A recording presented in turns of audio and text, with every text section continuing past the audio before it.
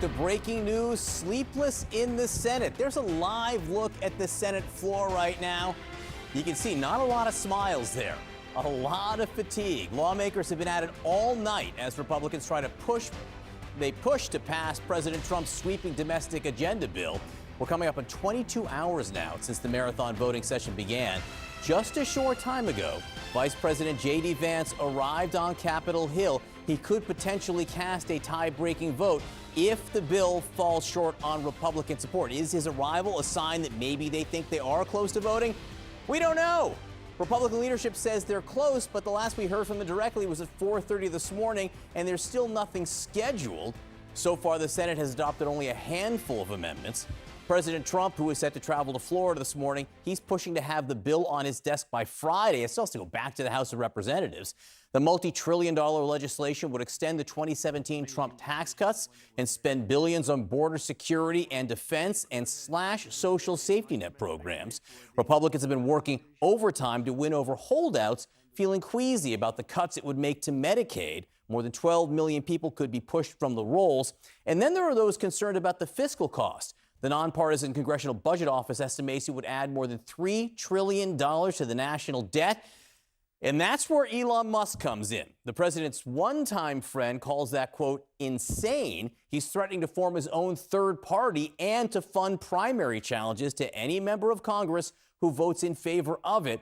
Now, we're standing by to hear from President Trump. He leaves the White House shortly, and he could comment out loud for the first time on this new threat from Musk. So a lot going on this morning on both ends of Pennsylvania Avenue. Let's get to CNN's Arlette Saenz on Capitol Hill for the latest on whether or not there'll be a vote. What are you hearing? Yeah, John, well, these senators stayed up all night, and there is still not a clear end in sight for this vote on President Trump's domestic policy agenda bill. Now, in the last 40 minutes, Vice President Vance arrived here at the Capitol, and he was asked by reporters whether he thought they would be able to get this bill across the finish line today. And he said, we're going to find out. Now, of course, this is a top priority for President Trump and his team, as this bill would help advance and implement many of his domestic policy priorities. But there are still a number of hurdles that are standing in the way of this bill actually being passed. As you mentioned, these senators have been voting for close to 22 hours on amendments to this bill. So far, there have been 3 amendments that have been adopted relating to AI regulation in the states, Medicaid, and also unemployment benefits. But there's still many question marks around the amendment votes and the final passage. There is a group of conservative senators who want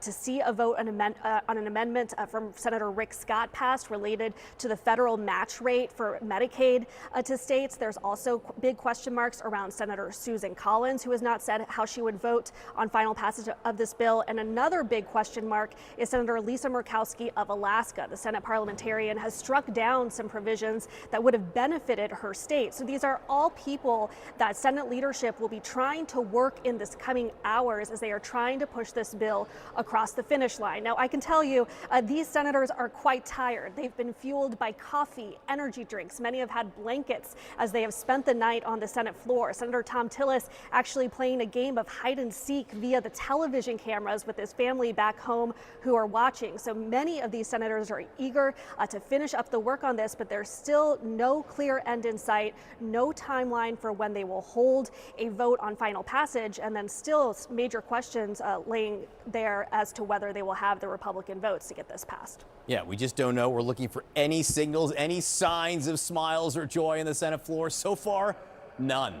Zero. Not a lot of happy faces down there, although I do see Lisa Murkowski sitting in the well right now. Arlette Saenz on Capitol Hill for us. Keep us posted as to what you hear. Thank you very much.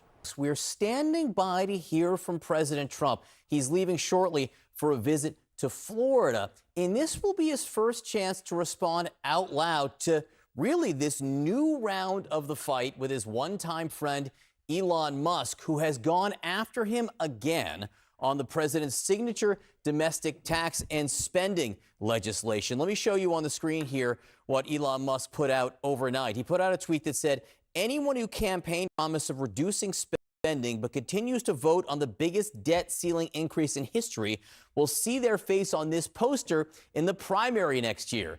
Not subtle there. It says liar. voted to increase America's debt by $5 trillion. All right, with us now, Lee Carter, strategic communications expert and pollster, and Democratic strategist Julia Brzezinski. Let me just start with you, Lee. There's this new round in this fight. Musk is putting himself out there again. What will that feel like for those senators who've been up all night who have to vote on this shortly? I mean, on the one hand, it's not surprising that Elon Musk is doing this. He's been very consistent about spending. This is very much what he's been talking about the whole time. On the other hand, the question is, it's really just about his ego. And are we getting in the limelight and having a fight? But I think that the Republicans who are making the vote need to not be distracted by this. We're seeing, though, a huge fracture within the Republican Party. 75% of MAGA Republicans support this bill, but 75% of non-MAGA supporters, Republicans, actually oppose the bill. So you've got a huge fracture in the party, and I think Elon Musk is symbolic of what that is. And just so people know, Trump, on his Truth Social platform, has responded to Musk already. We haven't heard from him out loud, which we may shortly, but among other things, Trump accused Musk of wanting subsidies. He say Elon may get more subsidy than any human being in history by far, and without subsidies, Elon would probably have to close up shop and head back to South Africa. So, Julie, the significance of this new rift, what do you see? Well, first of all, Trump is not wrong in the sense that Elon Musk has a tremendous amount of taxpayer subsidies from the United States going to his businesses. And the reality is that if Trump takes away those subsidies or threatens them, I think Musk will cave the way he caved the last time when Trump came after him. I mean, this is not a balanced fight because Elon Musk is the client and Donald Trump is the person who's providing him with the money in the form of the presidency. So, look, Musk can tweet all he wants, but the reality is that if Trump actually moves against him and takes away his subsidies or threatens them, I suspect Musk will cave. Let's discuss this more with Julia Manchester, a politics reporter for The Hill. Julia, it's been a sleepless night in the Senate. Republicans here have very little room for error. They can only afford 3 defections from their party. And already we've had Senators Rand Paul and Tom Tillis come out against this legislation. That is some really tough math. Are Republicans going to be able to keep almost everybody else in line?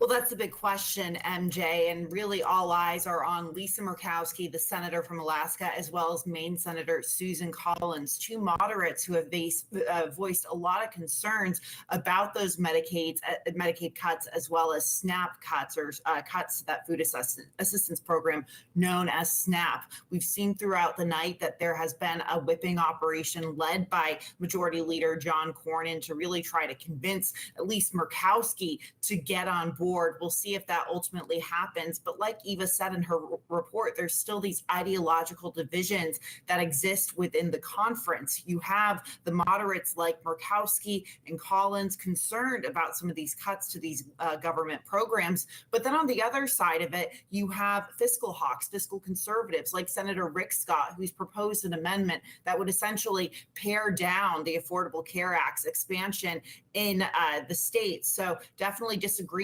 there within the Republican conference today. And Julia, Senator Elizabeth Warren spoke with our Caitlin Collins last night, and she said basically, I agree with Elon Musk. This bill is terrible. She said the idea of borrowing $3.5 trillion on the nation's credit card in order to be able to give tax breaks to the likes of Elon Musk is financially nuts.